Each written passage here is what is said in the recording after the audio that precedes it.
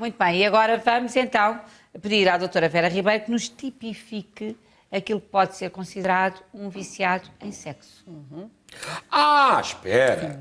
Diz que aqui que um homem pensa em média 35 vezes por dia em sexo.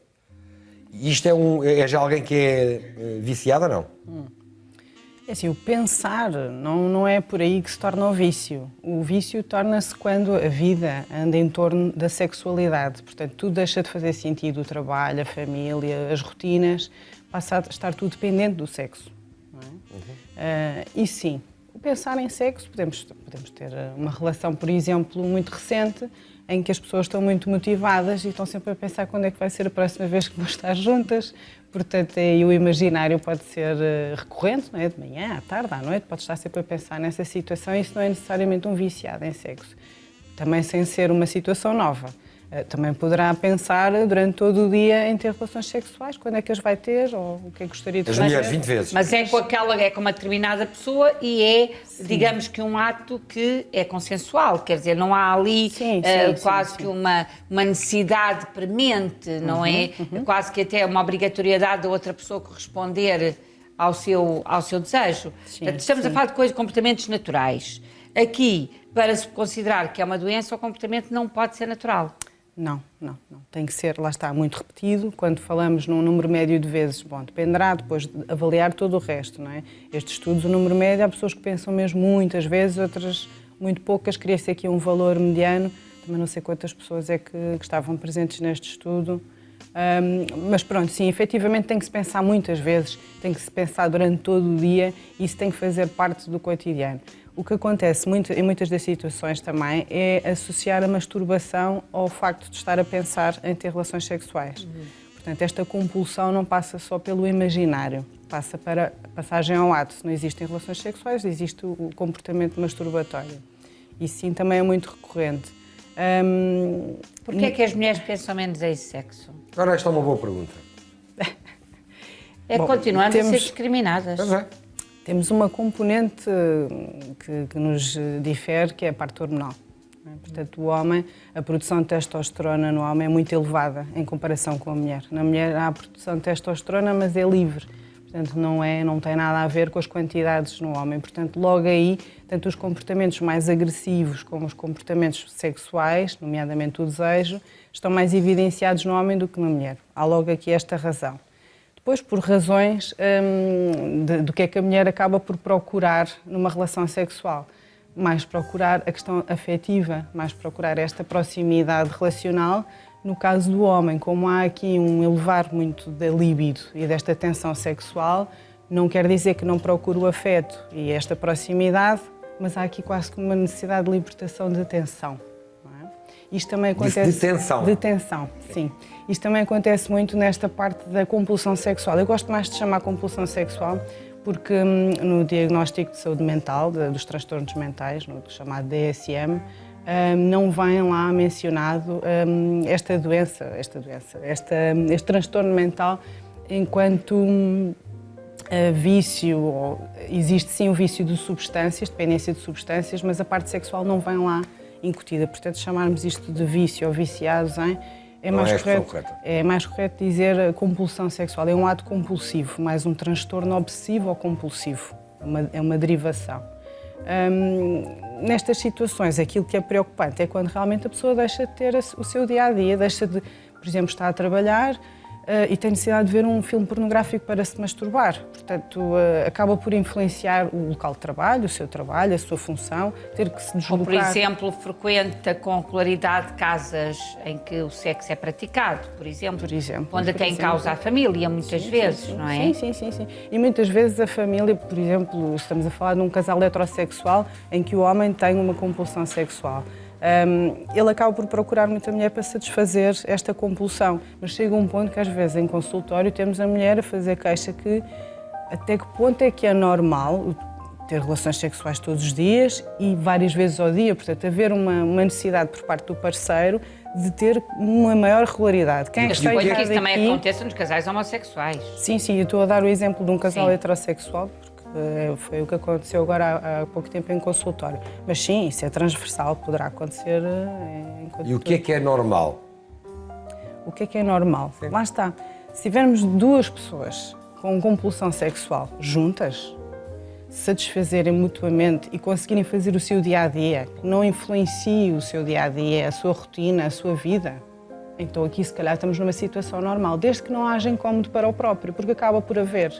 Porque esta necessidade de satisfação desta compulsão traz alguma angústia e algum sofrimento para o próprio, tanto que procuram ajuda em consulta. Claro, a pessoa quando não consegue satisfazer essa compulsão torna-se ansioso, inquieto, agressivo, insatisfeito, não é? Nervoso, é um excitado. Tem comportamentos que são erráticos, não é? Portanto, comportamentos um pouco estranhos. Assim, terapia cognitiva ou comportamental, para mim, acho que é o mais indicado, claro, com a ajuda de alguma terapêutica. É muito difícil estas pessoas manterem-se em tratamento.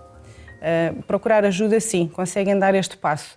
Mas depois, porque estamos aqui a juntar uma parte de líbido, de prazer, com uma dependência, começam a tratar a dependência, mas depois, como tem que haver aqui um afastamento de toda esta ritualização, é muito difícil manter, porque não sabem até que ponto é que têm que quebrar por completo todo aquele ritual.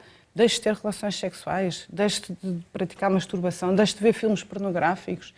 Quer dizer, há ali uma parte inicial que tem que começar a haver a redução do comportamento. Claro. E é muito difícil haver a manutenção deste tipo de pessoas em consulta. Há de ser, com certeza, absoluta. Aliás, em todos os tratamentos de dependências é complicado, de facto, enfim, não haver as tais recaídas ou o tratamento ser levado de uma forma muito, muito completa e muito continuada. Neste caso, há de ser um pouco mais difícil. Tanto, por exemplo, fora de Portugal, há clínicas que tratam com internamento estas pessoas. Há por exemplo, o Michael Douglas já foi internado algumas vezes. E outros? E outros, sim. E outras figuras. E aqui também, aqui o que muitas vezes estão a fazer é juntar este tipo de dependência com a dependência de drogas. Portanto, fazer o mesmo tipo de terapia. Terapias de grupo já tem a ver com orientações de formação. No meu caso, eu gosto de trabalhar individualmente. Acho que é um transtorno obsessivo ou compulsivo, portanto gosto de tratá-lo assim, não propriamente como uma dependência O que eu acho é que muitas destas pessoas, isso é que me preocupa, muitas destas pessoas podem viver isoladas. Ou seja, nem nunca chegam a partilhar com a parceira ou parceiro, não é? E nem nunca dão o passo de procurarem ajuda. Exatamente, há vidas duplas. Vivem quase com uma vergonha de saberem que aquilo acaba por ser um comportamento fora do padrão normal. Exatamente. E para estas pessoas, como é que nós aqui as podemos ajudar ou explicar-lhes que devem dar este primeiro passo de procurarem alguém, não é? Eu acho que deve começar por ser em casa. Sim. Muitas situações dessas acabam por procurar ajuda quando são confrontados. Porque enquanto conseguem manter uma vida dupla, portanto, por exemplo, imagino que é visualizar filmes pornográficos e haver uma masturbação compulsiva. Mas tem alguma coisa contra visualizar filmes pornográficos? Não, estou a dar um exemplo de uma situação que seja recorrente e descontrolada, não é? Que acabo por fazer isso até no próprio trabalho. Poderá fazer em casa, não tem que fazer no trabalho, não é? Claro. Começa a ser uma situação descontrolada.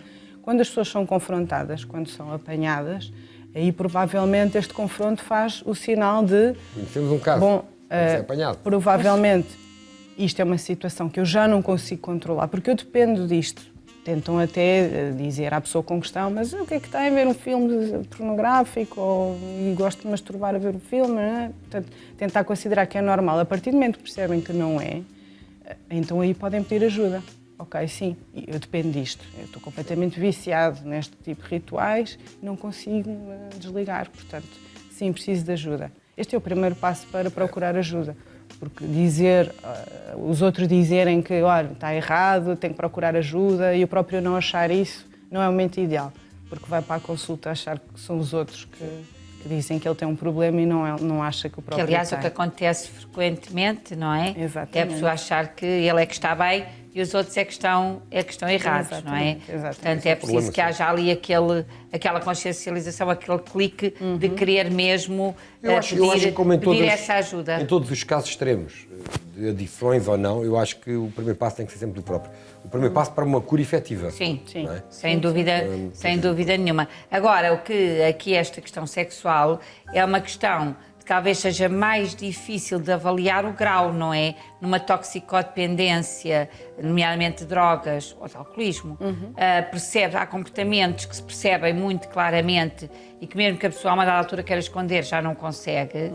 E se calhar nesta questão sexual, como são coisas às vezes muito privadas e muito íntimas, é mais difícil caracterizar, é mais difícil chegar lá, provavelmente. Sim. Por exemplo, uma pessoa que esteja sozinha, solteira, não tem nenhum relacionamento, sabe perfeitamente que ao ter um relacionamento vai interferir com esta compulsão que tem. Por exemplo, vive bem com a compulsão que tem, sozinho, está adaptado, faz os seus rituais. Bom, mas se tiver alguém, como é que eu vou fazer? Como é que eu vou gerir isto? Há pessoas que procuram ajuda por estes motivos. Pois, exatamente. Eu quero encontrar alguém, eu quero ter uma relação com uma pessoa, mas eu tenho este problema. Isto vai ser um problema para mim. E quando estamos a falar de compulsão sexual, estamos a falar, por exemplo, de algum tipo de fetichismo, de só conseguir ter relações sexuais vestido do sexo oposto. Por exemplo. E haver atos de masturbação regulares em casa dessa forma. Quer dizer, conhecer alguém que ou só conseguir praticar sexo, por exemplo, com violência. Não é? Por exemplo, são também tudo situações que seja uma disfunção. Exato, tudo o que seja disfunção, mas que seja rotineiro e descontrolado, portanto, que não consiga haver um controle do próprio para não ter aquele desempenho, é sinal que sim, que precisa de tratamento. Agora há uma questão aqui que me assola, enfim, que me assola? Sim, porque... Estou-se no prazeroso, mas agora usa palavras caras. Nós estamos a falar aqui de uma situação que estamos sobretudo a falar ao nível mental, não é? Sim. De uma compulsão, que é uma compulsão que passa pela parte mental. Sim. Há pessoas, há homens, nomeadamente, que têm ereções com frequência. E isso pode ser uma coisa fisiológica e não mental, ou não? Exatamente, fisiológica. Mas depende sempre da outra cabeça, não é? Não necessariamente. Não? Porque há mesmo uma doença, que agora não me lembro o nome. Não, ter o priapismo, por priapismo, exemplo. Exatamente. Ter o quê? Priapismo. Priapismo, exatamente. Sim, mas lá está. O que é o priapismo? Vocês têm que falar lá para casa. Priapismo é essas ereções espontâneas em que há uma ficar com a pilinha em pé de repente. Exatamente, uma com regularidade. Pode até provocar dor, não é? E desconforto. Porque não é uma situação rápida, mantém-se no tempo.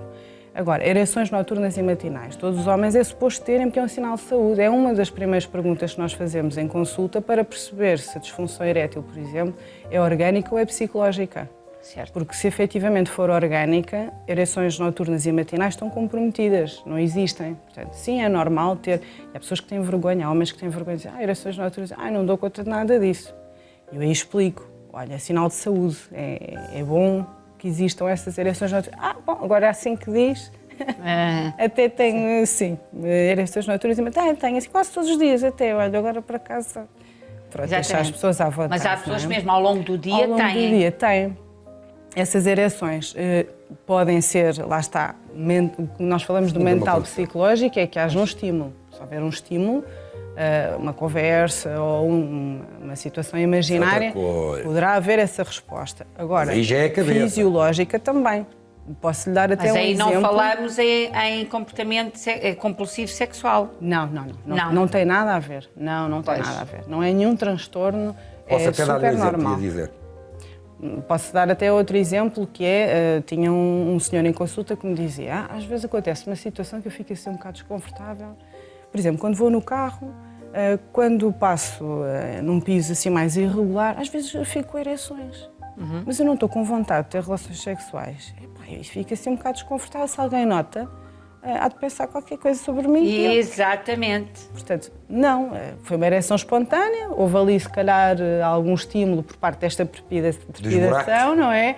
Ou não é? Não conseguimos perceber o que é. Mas isso sim, é tranquilizar os homens que podem ter. Aqueles homens quando passam por buracos, querem com ereção, não parece mal. Se tiverem esse problema, andei por autoestradas. Mas olha que isto há de ser muito comum. As pessoas que nos estão a ouvir, agora se pusesse linha aberta, no caso dos homens, com certeza que ia ter muitos a ligar a dizer isso já me aconteceu. Ou mesmo a andar de mota. Por exemplo, exatamente. São situações que acontecem, tudo normal, não tem nada a ver, não é nenhum tarado. Pois, como... exatamente. Está bem, vocês estão a levar a conversa só para os homens, deixem-me lá falar das mulheres. Sim. Okay. Também é normal as mulheres, quando passam por buracos, não estou a brincar, já estamos a falar do tempo. Numa estado de trepidação, sim. Ou com trepidação, também é sentirem algum excitamento sexual ou não? Não necessariamente, mas quando há mais Porque há contacto a desportos em que nível as mulheres clitoriano. dizem que até por estimulação clitoriana, que pode acontecer sentirem-se... Andar a cavalo, tudo o que haja Andar de cavalo, lá está. Mota, lá está. Haja um contacto mais direto com a parte clitoriana, sim. Portanto, as terminações nervosas do clitóris estão todos... É tudo em torno do clitóris, não é nada... Há muito esta questão da parte vaginal, ou até os orgasmos vaginais. Bem, os orgasmos são mais clitorianos porque a terminação nervosa está toda no exterior. Por isso, tudo o que sejam desportos que exista fricção ou contacto ou estimulação da parte mais da genital externa, é normal que exista Isso nada tem a ver com viciados ou não, com era viciado. exatamente essa distinção que eu queria fazer. Porque há pessoas que organicamente têm uma propensão maior para um estímulo sexual, mas não tem a ver com nenhuma compulsividade, nem com alguma atividade, de facto, de dependência. Há um exemplo fácil de quando nós dizemos que é um transtorno obsessivo ou compulsivo, no caso da compulsão sexual, que é aquelas pessoas que têm muita necessidade de efetuar limpezas, de lavar as mãos, ou de verificar se a porta está fechada e já lá foi 5 vezes. Portanto, a patologia é a mesma. Quando falamos de compulsão sexual é exatamente a mesma coisa. São rituais que não se consegue deixar de fazer, mas há consciência a determinada altura que eles existem. Portanto, essa pessoa que foi 5 vezes fechar a porta, sabe que foi 5 vezes fechar a porta, mas não conseguiu controlar aquele comportamento. Aqui é exatamente igual. A perturbação é a mesma. Boa, esse é o melhor exemplo de todos. Okay? Muito bem. E aí procurou ajuda, naturalmente. Devem procurar, até porque pode-se curar, as pessoas podem, podem pelo menos melhorar substancialmente, não é? E ter uma vida mais melhor, obviamente, até com melhor sexo. O que eu acho que existe terapêutica que reduz a libido. Isto acaba por haver o conflito interior, que é o pior com que se pode viver, seja em relação ao que for. É porque não são felizes. Claro. Estas pessoas não são felizes. Muito bem. Doutora Vera Ribeiro, muito gosto em recebê-la mais uma vez. Muito obrigada. Vamos agora para um intervalo que já sabem que não tem nem um minuto, é uma coisinha curta. Bem. É que curta. É um intervalo curto, é assim, senhor. assim. Já volta.